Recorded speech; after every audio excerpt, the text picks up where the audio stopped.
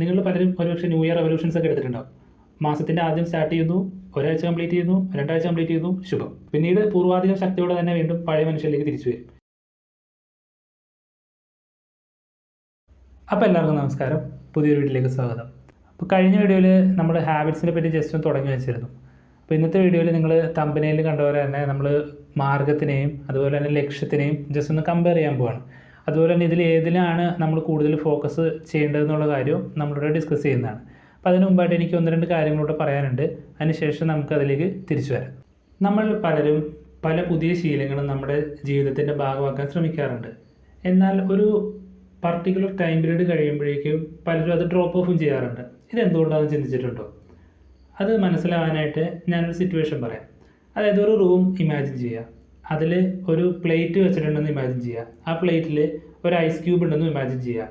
ആ ഒരു റൂമിൻ്റെ ടെമ്പറേച്ചർ എന്ന് പറയുന്നത് ഒരു 10 ഡിഗ്രി ആണെന്ന് വിചാരിക്കുക.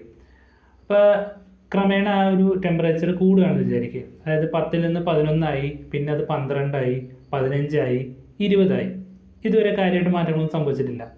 എന്നാൽ 20-ൽ 21 ആയപ്പോഴേക്കും ആ ഐസ് ക്യൂബ് മെൽറ്റായി. സോ ഇവിടെ ആ ഒരു 20-ൽ നിന്ന് 21-ലേക്കുള്ള ആ 1 ഡിഗ്രി ചേഞ്ച് ആണോ ആ ഐസ് ക്യൂബിന് മെൽറ്റ് ആക്കിയത്? അല്ല അല്ലേ?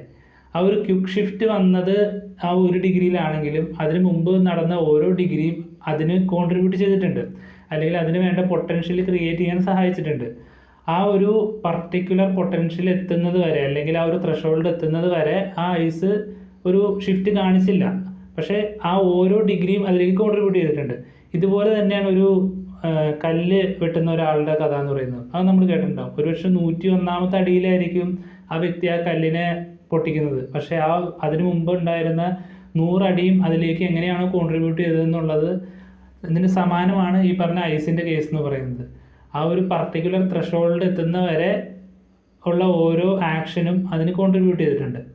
ഇതുപോലെ തന്നെയാണ് നമ്മുടെ ഹാബിറ്റ്സിൻ്റെ കേസും. നിങ്ങളിൽ പലരും ഒരുപക്ഷെ ന്യൂ ഇയർ റെവല്യൂഷൻസ് ഒക്കെ എടുത്തിട്ടുണ്ടാവും. മാസത്തിൻ്റെ ആദ്യം സ്റ്റാർട്ട് ചെയ്യുന്നു, ഒരാഴ്ച കംപ്ലീറ്റ് ചെയ്യുന്നു, 2 ആഴ്ച കംപ്ലീറ്റ് ചെയ്യുന്നു, ശുഭം. അത് അവിടെ ഡ്രോപ്പ് ചെയ്യും. പിന്നീട് പൂർവാധികം ശക്തിയോടെ തന്നെ വീണ്ടും പഴയ മനുഷ്യരിലേക്ക് തിരിച്ചു വരും. ഇതിൻ്റെ റീസൺ വളരെ സിമ്പിളാണ്. നമ്മൾ ആ ഒരു ചേഞ്ച് നമ്മളിൽ എക്സ്പ്രസ് ആവാനുള്ള ഒരു പർട്ടിക്കുലർ ത്രെഷോൾഡ് ക്രോസ് ചെയ്യുന്നില്ല. അതിനു മുമ്പേ നമ്മൾ പലരും ഡിസപ്പോയിൻറ്റഡ് ആയിട്ട് തിരിച്ചു വരികയാണ് ചെയ്യുന്നത്. അപ്പോൾ ഈ ഒരു ടൈം പീരീഡിനെയാണ് വാല്യൂ ഓഫ് ഡിസപ്പോയിൻമെൻറ്റ് എന്ന് പറയുന്നത്. നമ്മൾ വൺസ് അതിനെ ക്രോസ് ചെയ്ത് കഴിഞ്ഞാൽ പിന്നെ നമ്മളിൽ ആ ഒരു റിമാർക്കബിൾ ചേഞ്ച് എക്സ്പ്രസ് ആവാൻ തുടങ്ങും. അപ്പോൾ ഇവിടെ നമുക്ക് വേണ്ടത് ക്ഷമയാണ്. ഞാൻ ആദ്യം പറഞ്ഞ ആ ഒരു ഐസ് ക്യൂബ് ആ ഒരു പർട്ടിക്കുലർ ടെമ്പറേച്ചർ എത്തുന്നത് വരെ എങ്ങനെയാണോ ക്ഷമയോടെ കാത്തിരുന്നത്, ആ ഒരു ക്ഷമ നമ്മളും ഒരു ഹാബിറ്റ് ബിൽഡ് ചെയ്യുമ്പോൾ കീപ്പ് ചെയ്യുകയാണെന്നുണ്ടെങ്കിൽ നമുക്കും ആ ഒരു ഹാബിറ്റ് നമ്മുടെ ലൈഫിൻ്റെ ഭാഗമാക്കാൻ പറ്റുന്നതാണ്. ഇനി നമുക്ക് നമ്മുടെ മെയിൻ ടോപ്പിക്കിലേക്ക് വരാം. മാർഗമല്ല, ലക്ഷ്യമാണ് പ്രധാനം. ഈ ഒരു ഡയലോഗ് എവിടെയെങ്കിലും കേട്ടിട്ടുണ്ടോ? രാവണപ്രഭു സിനിമയിൽ മോഹൻലാൽ പറയുന്നൊരു ഡയലോഗാണ്. മഹാഭാരതത്തിൽ കൃഷ്ണൻ പഞ്ചപാണ്ഡവർക്ക് കൊടുക്കുന്നൊരു നിർദ്ദേശമാണിത്. ഞാൻ ഇതിനൊന്ന് തിരിച്ചു പറയാൻ ഉദ്ദേശിക്കുകയാണ്. അതായത് ലക്ഷ്യമല്ല, മാർഗമാണ് പ്രധാനം. പെട്ടെന്ന് കേൾക്കുമ്പോൾ യോജിക്കാൻ കുറച്ച് ബുദ്ധിമുട്ട് തോന്നുമായിരിക്കും. അങ്ങനെ തന്നെ ഇരിക്കട്ടെ, ഞാൻ 1-2 കാര്യങ്ങൾ പറയാം. എന്നിട്ട് ഞാൻ ഈ ചോദ്യം വീണ്ടും ചോദിക്കാം. എന്നിട്ട് നിങ്ങൾ തന്നെ ഡിസൈഡ് ചെയ്യുക. കൂടാതെ ഈ നമ്മൾ ലക്ഷ്യത്തെ ഓറിയൻറ്റഡ് ആയിട്ട് പോവുകയാണെങ്കിൽ, അല്ലെങ്കിൽ ഗോൾ ഓറിയൻറ്റഡ് ആയിട്ട് പോയാലുള്ള 4 പ്രശ്നങ്ങളെക്കുറിച്ചും ഞാൻ പറയാം. അതിനു മുമ്പായിട്ട് എന്താണ് ലക്ഷ്യവും മാർഗവും തമ്മിലുള്ള വ്യത്യാസം? ലക്ഷ്യം എന്നതുകൊണ്ട് ഞാൻ ഉദ്ദേശിക്കുന്നത് ഗോൾ തന്നെയാണ്. മാർഗം എന്നുള്ളത് നമ്മൾ ആ ഗോൾ അച്ചീവ് ചെയ്യാൻ ചൂസ് ചെയ്യുന്ന പാത്ത്, അല്ലെങ്കിൽ അതിലേക്കുള്ള പ്രോസസ്സാണ്. നമുക്കതിനെ തൽക്കാലം സിസ്റ്റം എന്ന് ഇവിടെ മെൻഷൻ ചെയ്യാം. അപ്പോൾ ഒരു സെനാറിയോ നമുക്ക് നോക്കാം. നിങ്ങളൊരു കോച്ചാണെന്ന് വിചാരിക്കുക.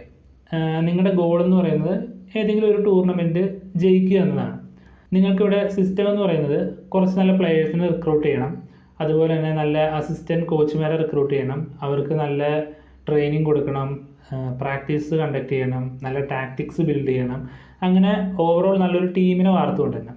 ഇനി എൻ്റെ ചോദ്യം എന്ന് പറയുന്നത്, നിങ്ങൾ ഈ പറയുന്ന സിസ്റ്റത്തിൽ ഫോക്കസ് ചെയ്യാതെ ആ ഒരു ഗോള് സെറ്റ് ചെയ്ത് കുറച്ച് പ്ലെയേഴ്സിനെ റിക്രൂട്ട് ചെയ്ത് ആ ഒരു ഗോൾ അച്ചീവ് ചെയ്യുന്നത് സ്വപ്നം കണ്ടിരുന്നു കഴിഞ്ഞാൽ നിങ്ങൾക്ക് ആ ഗോൾ അച്ചീവ് ചെയ്യാൻ സാധിക്കും? സംശയമാണ്.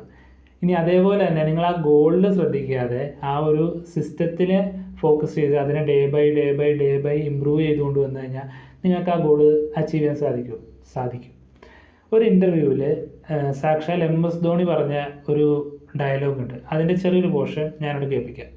I'm not someone who looks at the result. So even in this scenario, I was never thinking, what if we lose the game? I was thinking, what can be done? What should Hardik bowl? what is the field setting that I should have, where whatever resources I have, what is the best way to make the most of the resources I have. The thing is not to think about the result. Result is whatever you do, the process you are following, the byproduct is the result.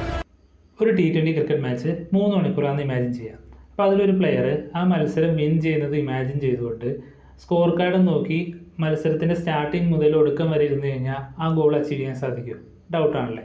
ഇനി അതേസമയം അതിൽ ഓരോ ഓവറും എങ്ങനെ കറക്റ്റായിട്ട് utilise ചെയ്യണം, എന്തൊക്കെ tactics അവിടെ use ചെയ്യണം, ഓരോ ബോളും എങ്ങനെ എറിയണം എന്നൊക്കെയാണ് ചിന്തിക്കുന്നതെങ്കിലും ഈസി ആയിട്ട് അച്ചീവ് ചെയ്യാനേ. അപ്പോൾ ഇതുപോലുള്ള പല ക്രൂഷ്യൽ സിറ്റുവേഷനിലും പല മാജിക്കുകളും കാണിച്ചിട്ടുള്ള MSD പറഞ്ഞ കാര്യം നമ്മളിപ്പോൾ കേട്ടതാണ്. അപ്പോൾ ഇത്രയും കേൾക്കുമ്പോൾ നിങ്ങൾക്ക് തോന്നും ഗോൾ വേണ്ടേന്ന്. തീർച്ചയായിട്ടും ഗോൾ വേണം. ഗോൾ എന്ന് പറയുന്നത് നമുക്കൊരു ഡയറക്ഷൻ സെറ്റ് ചെയ്യാനായിട്ട് ആവശ്യമാണ്. എന്നാൽ ആ ഒരു ഡയറക്ഷനിലേക്കുള്ളൊരു ജേണി ഉണ്ടല്ലോ, അതിനാണ് നമ്മളിവിടെ സിസ്റ്റം എന്ന് പറയുന്നത്. അപ്പോൾ അതുകൊണ്ട് നമ്മൾ ഡേ ബൈ ഡേ നമ്മൾ ആ സിസ്റ്റത്തിനാണ് ഇമ്പ്രൂവ് ചെയ്തുകൊണ്ട് വരേണ്ടത്. അതായത് ഓരോ ദിവസവും നമ്മളതിനെ 1% ഇമ്പ്രൂവ് ചെയ്തുകൊണ്ട് വരണം. ഈ 1% ഇമ്പ്രൂവ്മെൻറ്റ് എന്താണെന്ന് അറിയാത്തവർക്ക് വേണ്ടിയിട്ട് നമ്മൾ ഓൾറെഡി ഒരു വീഡിയോ ചെയ്തിട്ടുണ്ട്. അത് ഞാനിവിടെ ഐ ബട്ടണിൽ കൊടുത്തേക്കാം. ഓക്കെ. അപ്പോൾ ഇനി നമ്മൾ ആദ്യം പറഞ്ഞ പോലെ തന്നെ നമ്മൾ ഗോൾ ഓറിയൻറ്റഡ് ആയിട്ട് ലൈഫിനെ അപ്രോച്ച് ചെയ്ത് കഴിഞ്ഞാൽ ഉണ്ടാകുന്ന 4 പ്രോബ്ലംസിനെ പറ്റി നോക്കാം. ഒന്നാമത്തെ കാര്യം എന്ന് പറയുന്നത്, കുറച്ച് അത്ലറ്റ്സ് ഒരു റേസ് വിൻ ചെയ്യാൻ വേണ്ടി പ്രാക്ടീസ് ചെയ്യാമെന്ന് വിചാരിക്കും. അവർ പ്രാക്ടീസ് ചെയ്ത് പാർട്ടിസിപ്പേറ്റും ചെയ്തു. പക്ഷെ അതിൽ ഒരാളാണ് ജയിക്കുന്നത്. പക്ഷെ അവരുടെ എല്ലാവരുടെയും ഗോൾ എന്ന് പറയുന്നത് സെയിം ആയിരുന്നു. പക്ഷെ അവിടെ അപ്പോൾ ഗോളിനാണോ കുഴപ്പം? അല്ല, അവർ ഫോളോ ചെയ്ത് വന്ന സിസ്റ്റത്തിനാണ് കുഴപ്പം. രണ്ടാമത്തെ കാര്യം എന്ന് പറയുന്നത്, നിങ്ങളുടെ റൂം ഭയങ്കര അലങ്കോലമായി കിടക്കാമെന്ന് വിചാരിക്കുക. അപ്പോൾ ഒരു ദിവസം നിങ്ങൾക്ക് ഭയങ്കരമായിട്ട് മോട്ടിവേഷൻ തോന്നിയിട്ട് നിങ്ങൾ ആ റൂം ഒന്ന് വൃത്തിയാക്കി. റൂം വൃത്തിയായി, ഗോൾ അച്ചീവ് ചെയ്തു, നിങ്ങൾ ഹാപ്പിയായി. പക്ഷെ ഒരു പ്രശ്നമുണ്ട്, നിങ്ങൾ തന്നെയാണല്ലോ.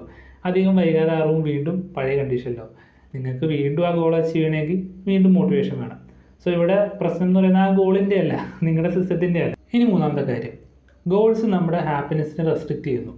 അതായത് ഒരു പേഴ്സൺ ഒരു ഗോൾ സെറ്റ് ചെയ്യാൻ, എന്തെങ്കിലും ഒരു ജോലി നേടുന്നതായിരിക്കാം, അല്ലെങ്കിൽ ഒരു ബിസിനസ് സ്റ്റാർട്ട് ചെയ്യുന്നതായിരിക്കാം, അതല്ലെങ്കിൽ ഒരു എസ്തെറ്റിക് ബോഡി സ്വന്തമാക്കുന്നതായിരിക്കാം, വാട്ടെവർ.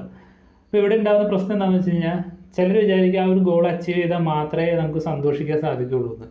അല്ലാത്ത പക്ഷം സ്വയം ഒരു പരാജയമായിട്ടായിരിക്കും അവർ കാണുന്നത്. ഇതൊരു പ്രശ്നമാണ്. ഒരുപക്ഷെ അവർ ആ ഒരു ഗോളിലേക്ക് ഓറിയൻറ്റ് ചെയ്യാതെ അവരുടെ ആ ഒരു സിസ്റ്റത്തിനെയാണ് ബെറ്റർ ആക്കി കൊണ്ടുവന്നിരുന്നതെങ്കിൽ ഒരു വഴിക്ക് പകരം ഒരുപക്ഷെ 100 വഴികൾ സന്തോഷിക്കാൻ വേണ്ടി അയാൾക്ക് തുറന്നു കിട്ടിയേനെ. ഇനി നാലാമത്തെ പ്രോബ്ലം, ഒരു റണ്ണറിനെ ഇമാജിൻ ചെയ്യുക. അപ്പോൾ അദ്ദേഹം ഒരു മത്സരത്തിന് വേണ്ടിയിട്ട് കഷ്ടപ്പെട്ട് പ്രാക്ടീസ് ചെയ്യാണ്. അങ്ങനെ പ്രാക്ടീസ് ചെയ്ത് അദ്ദേഹം ആ ഒരു മത്സരം വിജയിച്ചു എന്ന് വിചാരിക്കുക. അപ്പോൾ അദ്ദേഹത്തിന് ഗോൾ അച്ചീവായി, അദ്ദേഹം ഹാപ്പിയായി. ഒരു മൊമെൻറ്റിൽ കുറച്ച് സന്തോഷം തോന്നുമായിരിക്കും. പക്ഷെ അത് കഴിഞ്ഞ് പിന്നീട് അവിടേക്ക് അദ്ദേഹത്തിന് മോട്ടിവേറ്റ് ചെയ്യുന്നൊരു ഫാക്ടർ അവിടെ ഇല്ല. പിന്നെ അദ്ദേഹത്തിന് മുന്നോട്ട് നയിക്കാനുള്ള ഒരു ഗോൾ അവിടെ ഇല്ല. ഇനി ഞാൻ പറയുന്ന കാര്യം പ്രത്യേകം ശ്രദ്ധിക്കുക. The purpose of setting a goal is to win the game. The purpose of building a system is to continue playing the game. ഇനി നിങ്ങൾ തന്നെ പറ, ലക്ഷ്യമാണോ മാർഗമാണോ പ്രധാനം? സോ ഇത്രയും കാര്യങ്ങളാണ് ഞാനിവിടെ പറയാൻ ഉദ്ദേശിച്ചത്. ഇതുവരെ പറഞ്ഞ കാര്യങ്ങൾ ഒരു ക്ലാരിറ്റി കിട്ടിയെന്ന് ഞാൻ വിചാരിക്കുകയാണ്. പറഞ്ഞ കാര്യങ്ങൾ ഏതെങ്കിലും തരത്തിൽ യൂസ്ഫുൾ ആയിട്ട് തോന്നുകയാണെങ്കിൽ ചാനൽ ഒന്ന് സബ്സ്ക്രൈബ് ചെയ്യുന്ന കാര്യം പരിഗണിക്കുക. അതുപോലെ തന്നെ നിങ്ങളുടെ അഭിപ്രായങ്ങൾ കമൻറ്റ് ബോക്സിലൂടെ അറിയിക്കുക. സോ ഇത്രയും സമയം ഇവിടെ സ്പെൻഡ് ചെയ്തതിന് നന്ദി. പുതിയൊരു വീഡിയോയിലൂടെ നമുക്ക് വീണ്ടും കാണാം. അതിലേക്കും ബൈ.